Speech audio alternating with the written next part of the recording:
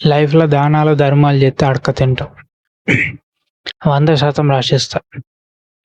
రోడ్ల పొంట పోయేట వాళ్ళకి వీళ్ళకి దానాలు చేసుకుంటూ కూర్చున్నావనుకో, నిన్ను దేకేటోడు ఎవడుండడు. ఏ దేవుడు రాడు, ఎవ్వరు రారు. ఎవరొచ్చి నీకు కడుపు నింపరు, ఎవరొచ్చి నీకు హెల్ప్ చేయరు. నువ్వు రూ. 1000 సంపాదిస్తున్నావనుకో, రూ. 10 దానం చేస్తే పర్వాలేదు, ఫరక్ పడది. రూ. 100 సంపాదించి రూ. 50 నువ్వు దానం చేసినాక నీ అంత పిచ్చోడు ఎవడు లేడు. ఏ దేవుడు నీకు తిండి పెట్టాడు, ఎవ్వరు నీకు ఏం పెట్టాడు. దానం చేస్తే ఏం రాదు. మనశ్శాంత నీ మైండ్ కంట్రోల్ ఉంచుకుంటే మనశ్శాంతి అంటే. మనశ్శాంతికి దానికి సంబంధం లేదు. అర్థమవుతుందా? ఇంకొకరి కోసం ఆలోచిస్తే నీ గురించి ఆలోచించేవాడు ఎవ్వడు లేడు. సో దానాలు ధర్మాలు చేసుకుంటూ పోతే ఏం రాదు, గుర్తుంచుకో. ఎప్పటికైనా ఇప్పుడు నువ్వు రూ. 10 సంపాదించినావు అనుకో, రూ. 5 దాచుకోవాలా, రూ. 5 ఎలా తీయాలా? అర్థమవుతుందా? పోనీ రూ. 10 సంపాదించిన రూ. 4 దాచుకో, రూ. 6 ఎలా తీయు. అంతేగాని నేను రూ. 10 సంపాదించిన రూ. 5 దానం చేస్తే రూ. 5 ఎలా తీస్తా, ఏం దాచుకోనంటే తర్వాత మీ ఇంట్లో ఎవరికైనా యాక్సిడెంట్ అయినా, మీ ఇంట్లో ఎవరికైనా ఏదైనా ప్రాబ్లం క్రియేట్ అయినా, ఏమైనా ఎవరు రారు. నేను చెప్తున్నా, ఎవరు రారు. మీ ఇంట్లో ఎవరికైనా యాక్సిడెంట్ అయినా, ఏదైనా హెల్త్ ఇష్యూ ఉన్నా ఎవ్వరు రారు, ఎవరు దేకరు. నీ దగ్గర పైసలు ఉంటే నువ్వు వాళ్ళని కాపాడుకోగలుగుతావు. కొన్నిసార్లు పైసలు ఉన్నా కూడా కాపాడుకోలేం. ఇది రాసి పెట్టుంటే ఎట్లయినా బతకచ్చు, ఇది రాసి పెట్టలేనప్పుడు ఏం చేయలేం. సో అంతే, అంతమించి ఏం లేదు. అంతేగాని డబ్బు ఉన్నది కానీ విచ్చలవిడిగా దానం చేయొద్దు. ఎప్పటికీ డబ్బు ఉన్నది కానీ ఎక్స్పోజింగ్ కూడా చూపించుకోవద్దు. సో నేనేమంటున్నా అంటే, దానాలు ధర్మాలు చేసుకుంటూ పోతే అడక్క తింటావు. 100% అడక్క తింటావు. నువ్వు ఎందుకు దానం చేసుడు, దేనికి దానం చేసుడు? మనిషికి మనిషి హెల్ప్ చేయు ఎప్పుడు నువ్వు ఫ్రీ ఉన్నప్పుడు కదా. మరి మనిషికి మనిషి హెల్ప్ చేయాలి, నేను చేయొద్దంటలే. కానీ ఉన్నది మొత్తం ఊడ్చి వాళ్ళకి పెడితే నీ గురించి నువ్వు ఆలోచించుకోవాలి. ఎప్పుడు స్వార్థంగానే ఉండాలా. నేను అందుకే అంటున్నా, మన ఇండియా డెవలప్ కాకపోవడం కారణం ఇదే. ప్రతి ఒక్కడికి సరైన పని ఉండదు. సరైన పని ఉన్నా, ఒకవేళ ఇప్పుడు రోడ్ల పంట జాబ్ లేక చాలా మంది ఈడ్చుకుపోయి చచ్చిపోతారు. చాలా మంది ఏడ్చుకుంటూ ఉంటే, జాబ్ ఉన్నాడు మాత్రం లంచం తీసుకుంటే దొరికి సస్పెండ్ అవుతారు. గుద్దబలు అన్నారు దాన్ని, అహంకారం అన్నారు దాన్ని, ఏమంటారు దాన్ని, ఈ బూతు మాటలు వస్తున్నాయి నాకు. జాబ్ లేక చాలా మంది స్టూడెంట్స్ రోడ్ల పూట తిరుగుతాయి. జాబ్ ఉన్నాడు మాత్రం లంచం తీసుకుని సస్పెండ్ అవుతుండు. మళ్ళీ పైసలు కట్టి మళ్ళీ జాబ్లో జాయిన్ అవుతుండు. వీక్ ఉన్నది కదా గవర్నమెంట్, పెద్ద గవర్నమెంట్ అని పీక్తురు. అని ఇప్పుడు సెంట్రల్లో బీజేపీ ఉన్నది, ఇప్పుడు తెలంగాణలో కాంగ్రెస్ ఉన్నది. ఒక్కొక్క స్టేట్లో ఒక్కొక్క పార్టీ ఉన్నది. కానీ డెవలప్మెంట్ లేదు. బీజేపీ ఏమనంటే మతాల లొల్లీలు పెట్టడం ఇది.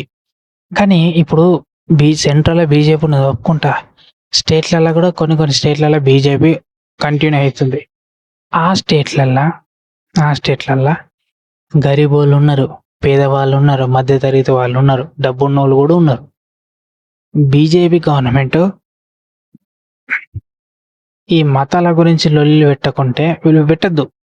ఒకటి ప్రాబ్లం ఏమున్నది, పేదవాళ్ళకి బీద వాళ్ళకి, అలాంటి వాళ్ళకి ఉద్యోగాలు ఇవ్వాలి.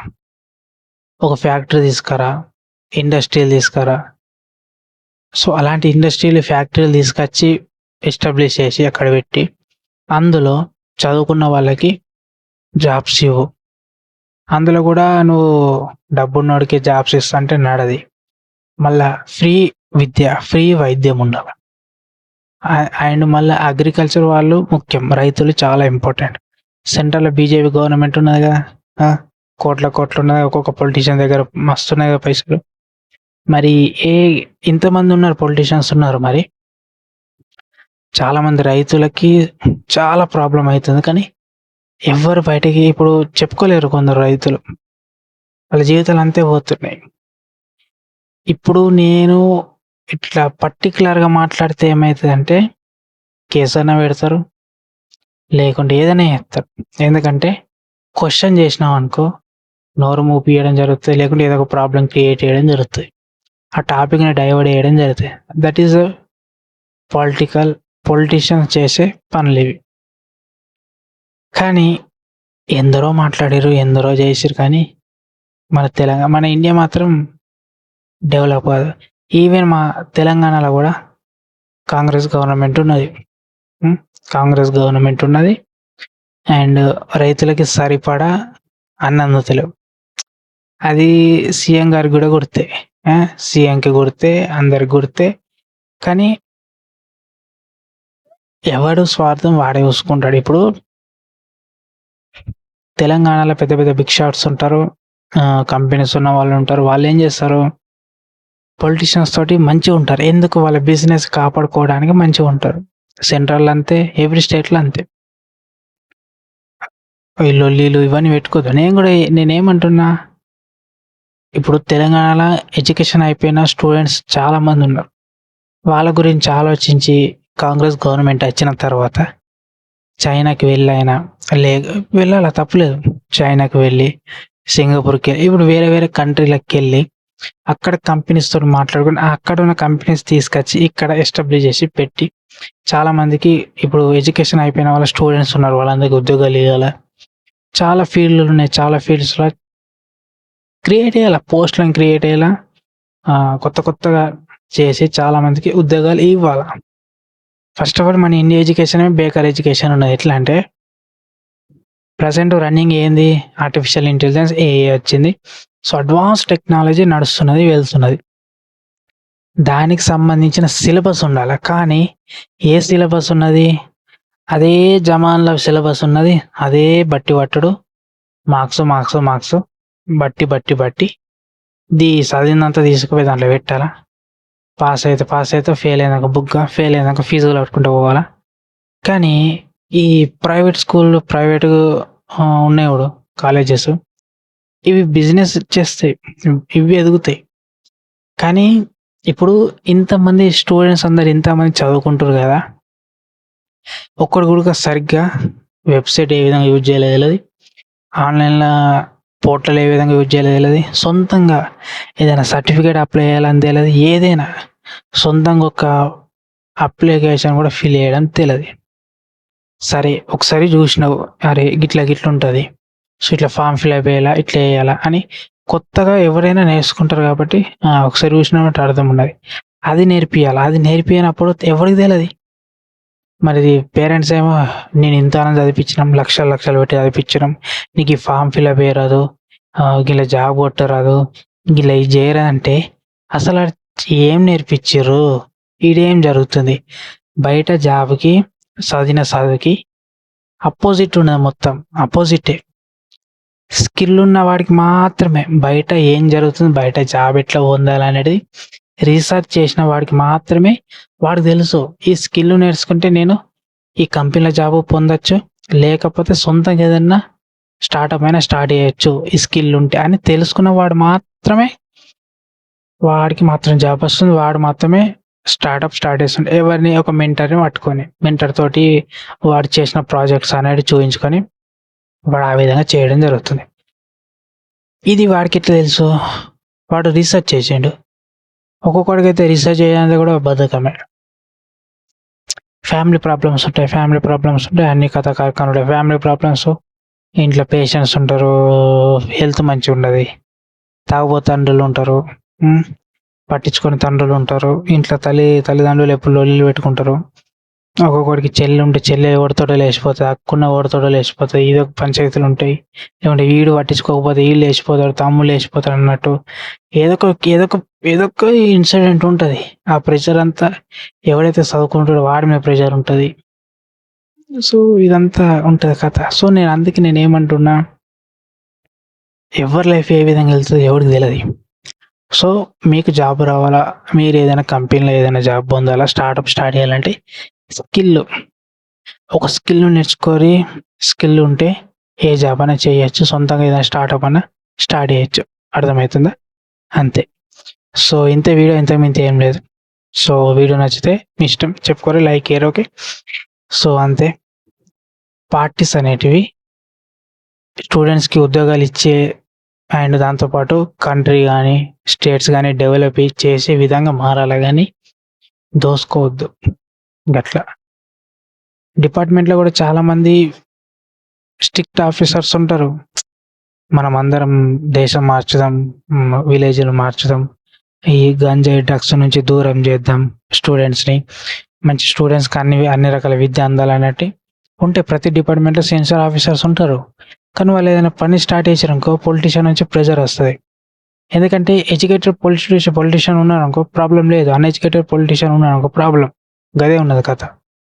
ఏ మతం ముఖ్యం కాదురా భయ్. అందరం మనుషులే. మనిషికి మనిషి హెల్ప్ చేస్తాడు.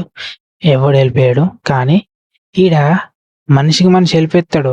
ఏం నేర్పాలా? ఒక మనిషికి ఇంకో మనిషి హెల్ప్ చేస్తారు కాబట్టి మనం అందరం ఒకటి. దాంతోపాటు మనమందరికీ మంచి ఎడ్యుకేషన్ ఉండాలా, ఫ్రీ వైద్యం ఉండాలా. సో, దాంతోపాటు పేదవాళ్ళు ఉంటారు కదా! సో, అందరికీ ఉద్యోగాలు అందించే విధంగా మన పార్టీ అన్ని రకాలు చేయాలన్నట్టు ముందుకెళ్ళాలి. ఏ పార్టీ? సెంట్రల్ అయితే బీజేపీ, స్టేట్‌లలో ఉన్న పార్టీస్ కూడా అట్లనే చేయాల.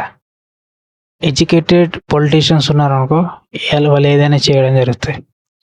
ఈ మతాల పిచ్చి, కులాల పిచ్చి ఉన్న వాళ్ళు మాత్రం వీళ్ళు ఎప్పటికీ దేశం మార్చలేరు, ఏం చేయలేరు. అంతే. మీ ఇష్టం ఏమన్నా తిట్టుకోరు, ఏమన్నా వేసుకోరు. ఇది మాత్రం నిజం. మతాల గురించి, కులాల గురించి మాట్లాడితే ఎప్పటికీ దేశం ఎప్పటికీ ఎదగది. దేశం మారాలంటే ప్రతి స్టూడెంట్‌కి ఉద్యోగం ఉండాలా. ప్రతి రైతుకి సరైన సదుపాయాలు అందాలా.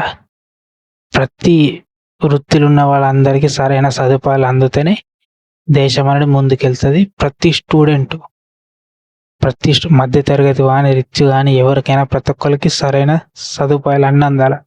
ఆ మధ్య తరగతి వాళ్ళకు కూడా ఫ్రీ వైద్యం, ఫ్రీ విద్య అందాల. ఎందుకంటే మన ఇండియాలో చాలామంది తెలివైన వాళ్ళు, చాలా బ్రిలియంట్ మైండ్ పర్సన్స్ ఉన్నారు. వాళ్ళని ఈ పొలిటికల్ ప్రెషర్ వల్ల వాళ్ళు రాలేకపోతున్నారు.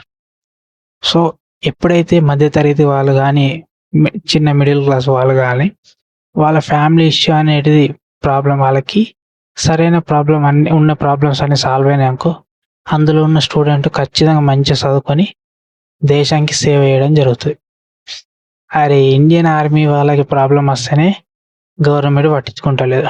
గవర్నమెంట్ రన్ అయ్యేది ప్రజలు కాబట్టి. పెద్ద గవర్నమెంట్ అని పీకుతారు కదా పొలిటీషియన్స్ కానీ, గవర్నమెంట్లో ఉన్న అధికారులు అందరికీ ప్రజలందరూ ట్యాక్స్ నుంచి వచ్చిన పైసా ద్వారా వాళ్ళకి జీతం అందుతుంది. ఏడకించి అందుతుంది వాళ్ళకి? ప్రతి వ్యక్తి సరుకులు కానీ ఏది కొన్నా అందు నుంచి ట్యాక్స్ కట్టి అక్కడి నుంచి గవర్నమెంట్ రన్ అవుతుంది తప్ప కానీ ఎవ్వడు రూపాయి పెడతలేడు జేబులకించి. అర్థమవుతుందా? గవర్నమెంట్ జాగా ఇది గవర్నమెంట్ అని నడుపుతారు కదా, గవర్నమెంట్ నడిచేది ట్యాక్స్ కట్ కావడం వల్ల. అంతే. సో అంతే, అంత మించి ఏం లేదు. వీడియో ఎంత చెప్పినా తక్కరే. దేశం మారాలంటే దేశం మొత్తం మారాలా, ఎదగాల, చైనాని మించిపోవాలా, అమెరికా దగ్గరకు పోవాలంటే ఒకటే, కులం మత పిచ్చి లేదు, అందరు మనుషులు ఒకటే. సో ప్రాబ్లం వస్తే అందరం హెల్ప్ చేసుకుంటాం అంటేనే ఎదుగుతాం, లేకుంటే ఎప్పటికి ఎప్పటికి ఎదగం, గుర్తుంచుకో. అంతే, అంత మించి ఏం లేదు. ఎంత చెప్పినా తక్కనే.